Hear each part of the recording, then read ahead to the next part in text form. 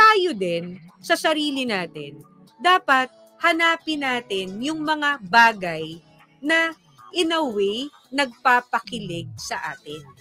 Like for instance, di ba pag alam mong, ay, ang ganda ng mata ko, lalo pang gumanda kasi linagyan ko ng mascara, eyeliner, lalong naging tantalizing.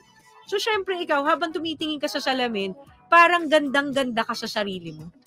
Kaya, habang nanonood po kayo at nakikinig kayo sa Practical Power, at kung may salamin dyan, at hindi naman kayo nagmamaneho, sige nga po, tignan nyo po ang inyong mga sarili, at medyo size up yourself and try to see what are the things that you like about yourself. No? Kasi, the more that we like ourselves, the more that we will love ourselves eventually. Especially kung wala pa po kayo dun sa punto na kayo ay nagse-self-love. Kaya, Practicalers Kabante, may assignment ako sa inyo ngayon. Kung kayo ay unti-unti nyo nang nagiging crush ang sarili nyo habang nag-uusap tayo dito sa episode na to.